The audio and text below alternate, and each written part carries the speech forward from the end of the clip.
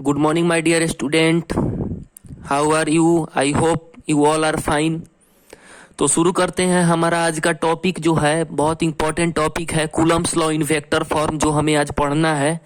तो आइए हम देखते हैं। ये जो है हमारा वाई एक्सिस हो जाएगा और ये जो है हमारा एक्स एक्सिस हो जाएगा। ठीक है, देखिए क्लियरली समझिए एक एक चीज को। किसी भी चीज के लिए टेंशन लेने का जरूरी नहीं है, हर एक चीज क्लियर होगा, कोई दिक्कत नहीं होगा, सब अच्छे से होगा। तो आइए, ये जो है ओ से ए तक का किया हुआ प्रोजेक्शन है और यह ओ से बी तक मैंने एक नाम दे दिया है। और ये जो है वह Q1 चार्ज है और यह जो है वह Q2 चार्ज है। ठीक है, और ये जो है वह दोनों के बीच में जो फोर्स लग रहा है, जो 2 1 पे लगा रहा है, 1 जो 2 पे लगा रहा है, उसका नाम है फोर्स ऑन F21 और फोर्स ऑन F12। अब इसे हम लोग अगर लिखेंगे लैंग्वेज में तो कैसे लिखेंगे, आइए देखते हैं। तो OA जो है वह R1 वेक्टर हो गया और OB जो है वह R2 वेक्टर हो गया। तो फोर्स 21 कहने का मतलब है कि force on Q2 by Q1, यानी फोर्स जो है Q2 पे लग रहा है किसके द्वारा, चार्ज 1 के द्वारा। और फोर्स 12 का मतलब है कि फोर्स जो है Q1 पे लग रहा है, चार्ज 1 पे लग रहा है किसके द्वारा, तो Q2 के मतलब चार्ज 2 के द्वारा। ठीक है, अब आइए इसे देखते हैं कि क्या बोल रहा है ये। देखिए सबसे पहले फोर्स 21 का हम लोग निकालेंगे तो नीचे अपोजिट में 212 डालेंगे। आर स्क्वायर हम लोग कूलम्स लॉ से फॉर्मूला जानते हैं, के Q1 Q2 by are square. और ये जो है वह यूनिट वेक्टर हो गया। यूनिट वेक्टर यानी ये मोड हो गया, ये कैप हो गया, जो कि हम लोग को क्या शो करता है, एक डायरेक्शन शो करता है। ठीक है, तो देखिए मैंने यहाँ बता रखा है आप लोगों को, जो यूनिट वेक्टर जो कैप ऊपर होता है वह डायरेक्शन के लिए यूज किया जाता है। तो इसका हम लोग का साइन होता है कि मान लीजिए किसी भी चीज का पूछे, मान लीजिए वेक्टर ए का पूछे, ठीक है, वेक्टर ए कैप का, तो इसके लिए हम लोग यूज करते हैं कि वेक्टर ए का डायरेक्शन और नीचे मॉड में, तो मॉड हम नहीं लगाएं, आप लोग लगा भी सकते हैं। तो देखिए क्या हो गया यहाँ पे, ये हो गया दोनों। अब ये जो स्क्वायर है ये जो है वह क्यूब का फॉर्मेशन कर लेगा। ठीक है, क्या चीज का फॉर्मेशन कर लेगा,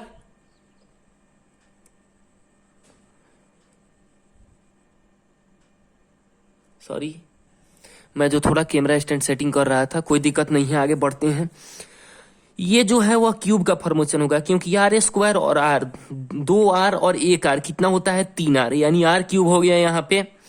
और ये जो है वह गुना नहीं होगा क्योंकि अलग अलग चीज है, तो यहाँ पे सेम 2 हो गया। अब देखिए हम यह एक चीज मैं आपको बता रहा हूं कि अगर कोई बोले कि वेक्टर R12 का, तो हम बोलेंगे, क्या बोलेंगे कि भाई R1 माइनस R2। ठीक है, और वेक्टर R21 के लिए तो vector minus R2 vector minus R1, यही हमारा होता है। ठीक है, अब देखिए सेकेंड समझते हैं। सेम वही केस है, वही चीज यूज करना है, देख लीजिए आप लोग। और लास्ट में जाके जो है स्क्वायर का यहाँ पे क्यूब हो गया है। ठीक है, देखिए ध्यान से इसको देखिए। तो मैंने आप लिख भी रखा है कि R1 का यहाँ पे हो जाएगा ई, R1 के लिए R212 के लिए है ये, और ये था R21 के लिए। ठीक है, कोई दिक्कत नहीं होनी चाहिए। अब देखिए यहाँ पे, और ये जो मैं बात बताया हूं कि क्या है, ये 12 के लिए है, तो इसका जो है यह बिल्कुल अपोजिट है कि नहीं है, अपोजिट है बिल्कुल, यह दोनों एक दूसरे के अपोजिट है। तो R12 जो हो जाएगा माइनस ऑफ R21 के बराबर हो जाएगा कि नहीं हो जाएगा, हो जाएगा आराम से, कोई दिक्कत नहीं है। ठीक है, जब बराबर हो जाएगा तो हम लोग यहाँ पे 12 जो लिखे हैं, यहाँ पे 21 के बदले में 12 हम लोग सब जगह लिख सकते हैं कि नहीं, माइनस ऑफ, यहाँ पे माइनस लग जाएगा कि नहीं लग जाएगा, क्योंकि जो माइनस ऑफ R21 है वो R12 के बराबर है। ठीक है, ठीक है, कोई दिक्कत नहीं है। तो यह एक दूसरे के जब अपोजिट होगा, तो हम लोग पढ़े हैं कि every action has equal and opposite reaction, यानी हम जितना जोर से किसी चीज को पंच करेंगे उतना ही जोर से वह हमारे बॉडी पे या किसी भी चीज से पंच किए उतना ही इफेक्ट होगा। ठीक है, तो जिससे क्या पता चलता है कि कूलम्स लॉ जो है वह न्यूटन थर्ड लॉ को क्या करता है, ओबे करता है, यानी फॉलो करता है और नियम को मानता है। यह बहुत बड़ा इंपॉर्टेंट टॉपिक है, इसे आप लोग अपने कॉपी में नोट डाउन कर लेंगे। आशा करता हूं कि आप लोग को कूलम्स लॉ समझ में आया होगा बहुत अच्छी तरह से। कोई भी दिक्कत हो मुझे इंस्टाग्राम पे फॉलो करें अनमोल आनंद सिंह 18 के नाम से, और मेरा यूट्यूब चैनल जो है अनमोल आनंद फिजिक्स इज इजी बाई अनमोल, उसे फॉलो करें। फॉलो नहीं करना है मैं ऐसे ही बोल रहा था।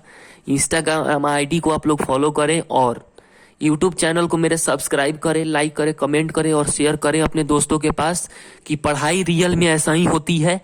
और कूलम्स लॉ कोई टफ टॉपिक नहीं है। इन वेक्टर फॉर्म, बहुत बच्चे को मैं सुनता हूँ कि Coulomb's law in vector form काफी लेंदी प्रोसेस है, तो कृपया कमेंट करके बताएंगे कि क्या आप लोग को ये जो मैं बताया हूँ प्रोसेस आप लोग को लेंदी लगा है। कोई भी लेंदी लगा हो तो मैं दावा करता हूँ कि मैं उस दिन से पढ़ाना बंद कर दूंगा। आशा करता हूँ कि आप लोग को वीडियो अच्छे से समझ में आया होगा, कोई दिक्कत नहीं होनी चाहिए। और देखिए, मैं एक बार फिर से बता देता हूँ आप लोग को ये चीज कि जैसे मान लीजिए कि ये 2 1 है, ठीक है, तो उसके लिए हम लोग को निकालना है, तो इसके नीचे हम लोग को हमेशा क्या करना है कि अपोजिट में उस 1 2 का वैल्यू रखना है जो इसके बिल्कुल अपोजिट है, ठीक है। अब जैसे देखिए कि मान लीजिए माइनस हम लोग क्यों, देखिए मान लीजिए ये Q1, मान लीजिए एक है, तो ये Q1 चार्ज है और ये Q2 चार्ज है, और ये दोनों के बीच का लगने वाला डिस्टेंस है जो कि क्या लग रहा है, कहाँ लग रहा है, फोर्स ऑन 2 1 मैंने बताया था ना था, Q2 पे लग रहा है, किसके द्वारा, Q1 के द्वारा। किस पे Q2 पे लग रहा है, Q1 के द्वारा, ठीक है। और ये जो है वह किस पे लग रहा है, Q1 पे लग रहा है Q2 के द्वारा। तो इस कंडीशन में बहुत इंपॉर्टेंट कंडीशन है, उसे अपने कॉपी में नोट डाउन कर लीजिएगा आप लोग कि इस कंडीशन में जो है वह दोनों चार्ज 0 से ऑलवेज बड़ा होता है, ठीक है। किस कंडीशन में, जब फोर्स जो है Q2 पे लगता है Q1 के द्वारा, तो उस कंडीशन में जो है वह हमेशा दोनों चार्ज का जो होता है मल्टीप्लाई वह 0 से बड़ा होता है, ठीक है। और जो देखिए, और दूसरा कंडीशन यह है कि जो दोनों चार्ज के बीच में जो डिस्टेंस है दोनों के बीच में, वो अगर क्या करता है, जो फोर्स जो है वह क्या होता है, जब लगेगा इसे, मान लीजिए तो दोनों चार्ज के बीच में जब डिस्टेंस जो है वो R12 हो जाएगा, यानी जो क्या होगा, R12 कहने का मतलब है कि डिस्टेंस जो है 1 के द्वारा 2 पे हो रहा है, ठीक है। जैसे R12 देखिए कहने का मतलब है, ये डायरेक्शन वेक्टर है तो R12 हो जाएगा, तो R1 माइनस R2 वेक्टर हो जाएगा। और ये जब यहाँ पे मैंने थोड़ा सा मिस्टेक कर दिया था, इस यहाँ पे फोर्स नहीं लग रहा था, यहाँ पे जो वेक्टर का जो है वह माइनस डिफरेंस था, ठीक है। तो मैं फिर से बता देता हूं कि दोनों चार्ज के बीच में दोनों के बीच का जो डिस्टेंस है वह दोनों चार्ज के मल्टीप्लाई के हमेशा क्या होगा, दोनों चार्ज बड़ा होगा 0 से, ठीक है। और यहाँ पे जो होगा दोनों चार्ज से हमेशा छोटा होगा। यही दो कंडीशन हमें जानना है, और R21 के जगह पर R2 vector minus R1 vector हो जाएगा। आशा करता हूं कि अच्छे से समझे होंगे आप लोग, कोई दिक्कत नहीं होनी चाहिए। धन्यवाद, थैंक यू।